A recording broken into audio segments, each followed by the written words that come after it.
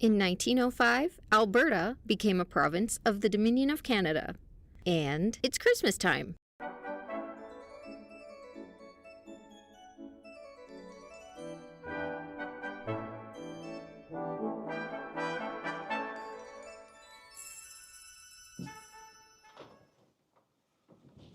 Okay, today we are here to make Christmas pudding from the 1905 Blue Ribbon Cookbook of the same year.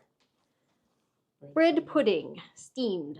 1 pint breadcrumbs, 1 cup molasses, 1 cup hot water poured on the bread, 1 cup flour, 1 cup raisins, 1 teaspoon blue ribbon soda, 1 tablespoon melted butter, 1 egg, and blue ribbon spices to taste.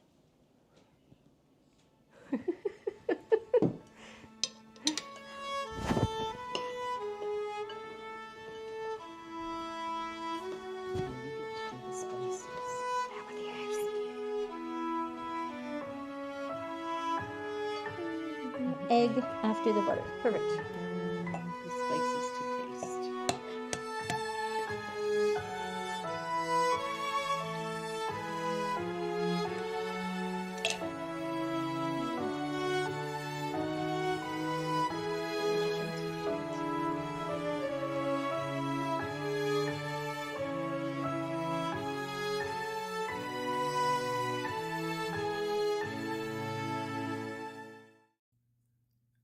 The winter of 1905 was very mild.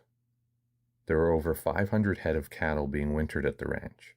The ranch carried cattle belonging to Pat Burns, Gordon Einsight, and Possel of Red Deer. I was not at the ranch the following winter, but the lack of weather conditions and feed reduced the herd to 35 by May of 1907.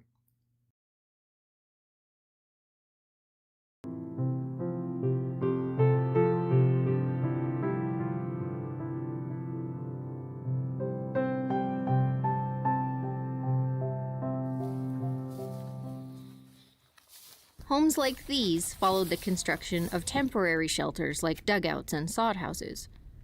Some were demolished by fire.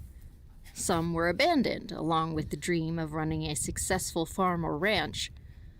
Others were merely put aside in favor of more modern houses, built in the 1960s and 70s.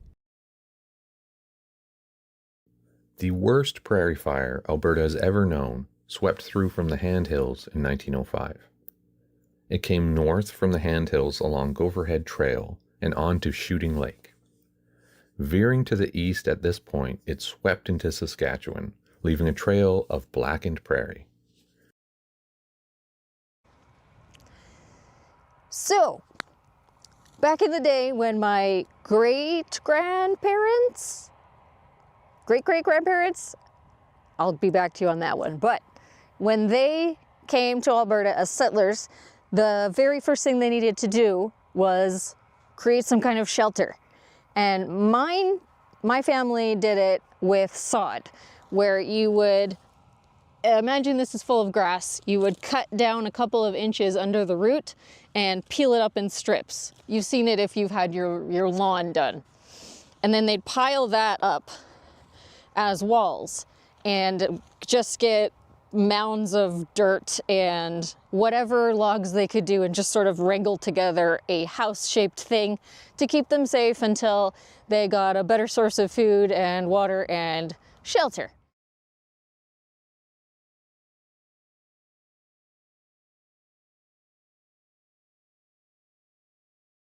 Here's something a little bit different, and I had no idea that this existed until right now. So I'm going to show you the Sunny Slope Sandstone Shelter. Okay, ta-da! Look at this amazing little house. This was somebody's house. Again, they used the built-up dirt, but instead of just mounding things in a pile to stay in, they dug into the ground, made their little home in the ground like a rabbit, and then put this nice little archway, a little dome with a door, And down the stairs we live. Let's get a light, shall we?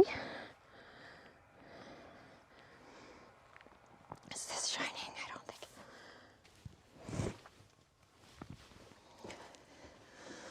What's interesting is you can see that this was put together by an actual mason.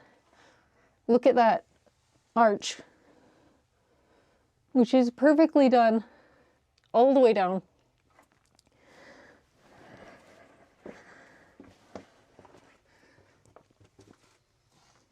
Oh, and a wee little door. Watch your head.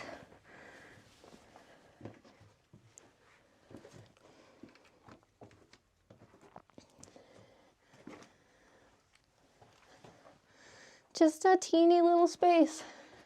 Here's our chimney, so we can cook without trapping the smoke and, you know, get some fresh oxygen as needed. It's just a tiny little thing. Just enough to tide you over until you got something better going on. And look at that. That's perfect.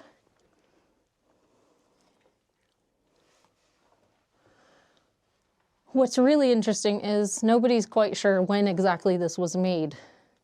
The first time it hits the records is in 1903, when a new farmer called George Scheck found it and occupied it while he was building his home nearby. And when he was finished building his actual house, this was turned into a root cellar, which makes sense. It's definitely the fanciest root cellar I've ever seen out here. Ours was just a hole in the ground.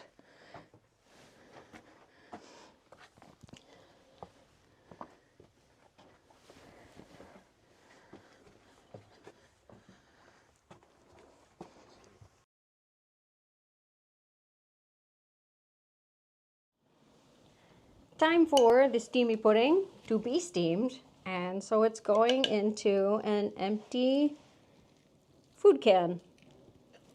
Leave a little room at the top Leave a little room at the for top. it to expand. Okay, Keep going. tell me when. There's not that much left. Maybe there? That's it. Okay, got it.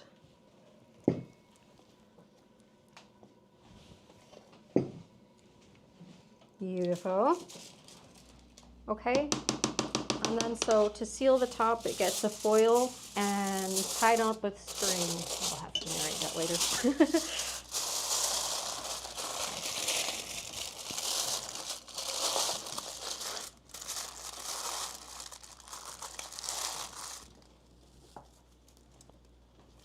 It'll go around several times. Beautiful. There's a special way to do this that I don't recall. Is it like this? Just go round and round. Okay. Here, do it.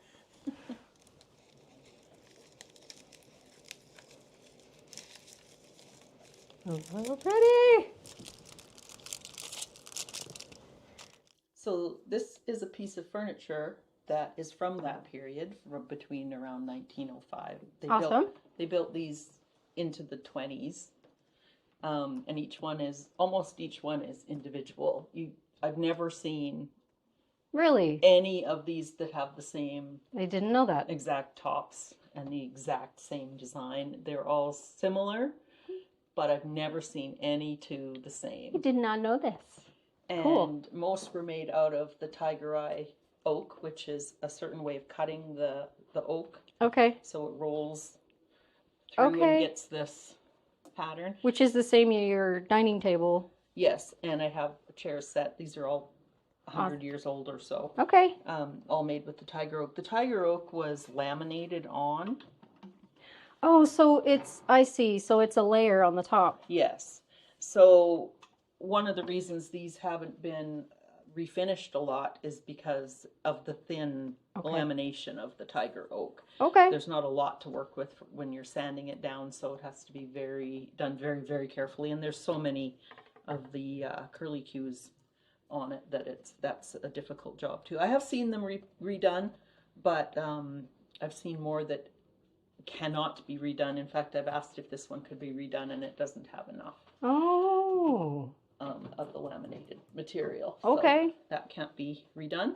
But this is a prime example of those pieces of furniture, and they were generally used. What is this? It's a secretary. It's a secretary. It's called a secretary. And generally, although I've used mine for teacups, and my grandmother, I'm well aware, used hers for teacups and had quite an extensive collection at one point, which I did inherit, but they aren't there now. It's generally thought to be bookshelves.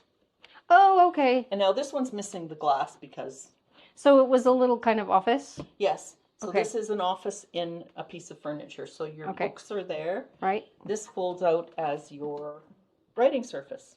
Ooh. So you would pull up your chair and you would write your letters. And Oh my you God. would perhaps have your envelopes and a your... little drawer. Yes, your writing supplies would be in here. Okay. Right now it holds the books that I still have that were my grandmother's from the early 1900s. I read this book. Yes. Yep. I remember that one. In fact, my favorite thing is that I found a card from a Mother's Day card in it from her sister. Oh. Can you read a line? Yeah, it says, "May God grant every happiness to you on Mother's Day, and may his love be with you to light your future way. Love, Sis Myrtle." Nice. So I believe this came from Ontario Okay. to her out in Alberta. That's awesome. Look at all these. Canadian history. Heroines of Canadian history. Yes. That. The brave woman immediately took charge and directed the movements of the little garrison. She gave the attacking party such a warm reception that they retired with chagrin, having lost 33 men. That is so awesome. Yes. These are some school books Uh-huh. that were used by our family Can you show us them? and passed down. And what you'll see, this is Alberta Public, from the Alberta Public School. So this, my dad would have used, and my uncle. Oh. And I'm not sure if other people before them used it and it was passed down, but would have been used in the Dunbarney School, which was 2 miles from my grandparents' house. Okay. So my dad, your granddad, and his brother would go by horseback to school. Wow. And That's dedication that I don't have. also, the school teachers often boarded at the parents of students, and often the school teacher boarded at the house, Wow. my grandparents' house. That's crazy. Yes. Wow. So this is a specific Alberta book that was put out for Alberta public education. Mm.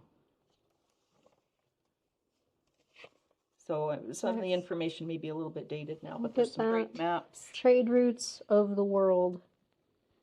Look at that. These are still shipping routes.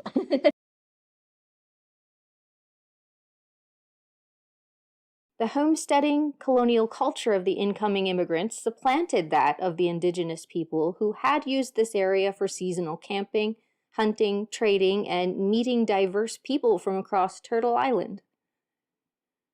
By 1905, the federal government of Canada had convinced the estimated 18,000 Indigenous people living in Alberta to sign treaty agreements. The Red Deer Industrial School was an important part of this plan. Red Deer had the highest tuberculosis death rate among industrial schools, with 6 children dying that year alone. By 1918, the Spanish flu further devastated the school, killing 5 students in just 2 days.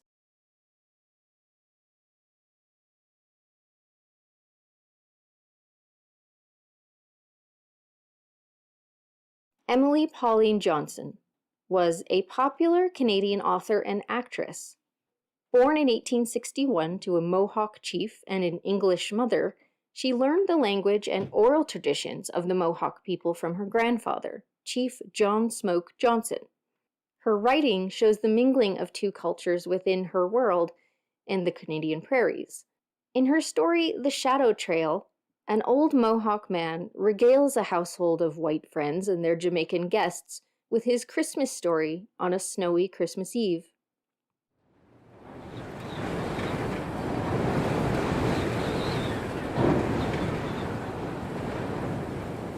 And this is the shadow trail the red man has followed these many, many moons.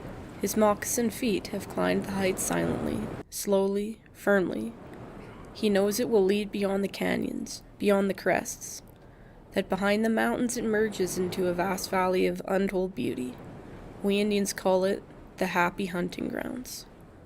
Only one person ever returns from the shadow trail, and he comes once a year on this night, Christmas Eve.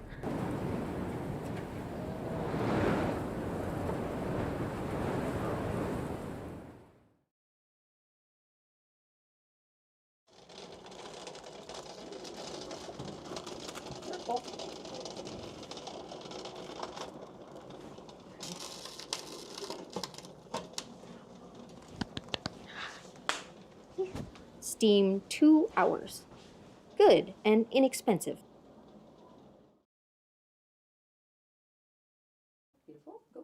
So the old treadle machines worked on human power. So they were before we had electricity in all the homes. And so this one I can show you on my feet.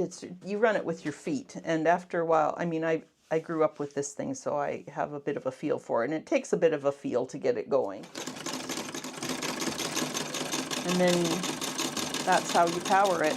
And then, of course, when you want to stop, you stop pedaling. So the only way the machine works is if you're working. You can, if you need to go slowly, same as with the new machines, you can run the wheel by hand a bit. It doesn't back up or anything like that like the new ones do, and it doesn't have a light. So I imagine it was a little bit more difficult sewing without overhead lights. But that's what they did. The treadle machine down on the bottom, as anyone who has used these machines or has heard stories from their grandparents knows, they're really hard on your feet, because if you get going and then you accidentally put your foot under the treadle, it lifts the whole machine up and pretty much breaks your toe. So my feet and my hands and everything have, as I'm using it, I'm remembering the pain that came from using this machine, because it can be a little bit brutal. It's quite a workout. 10,000 Singer sewing machines just like this one were produced at the factory in Montreal in 1906, before being transported across Canada. This particular machine probably lived for some time in Ontario before being packed up and pulled by horses to Alberta. The same story can be told of many wooden sewing machine cabinets, some of which can still be found in basements, attics, storage closets, and Facebook Marketplace. So the drawers on this machine, the poles are not original. I remember my dad putting these on in the 70s. It used to have some kind of knob pull on there, and I don't know what that original was, but my dad put these on, so that was his contribution to the furtherment of this machine. So the corners on this one, you can see, have been filed down at some point with a very rough file. My granddad did that. The story is that the little boys kept running into it and hurting themselves. And so Granddad took a file to all four corners of the machine and filed off the sharp edges.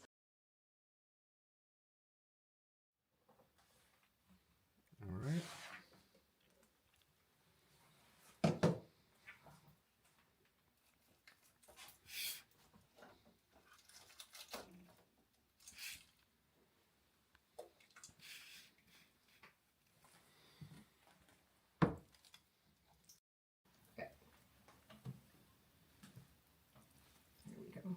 Pudding! Look at this guy. Should I put him on the side? Nope. And put it this way, and then you put icing over top, Okay. or you can put a brandy over top and light it on fire. And we're not doing that? We have brandy, don't we? We can do that. Okay.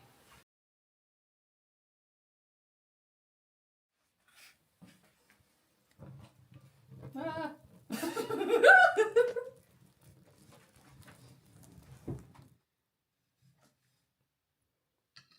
Give it a try.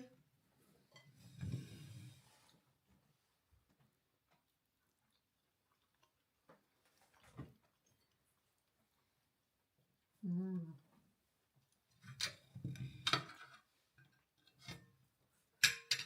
Ooh, hot.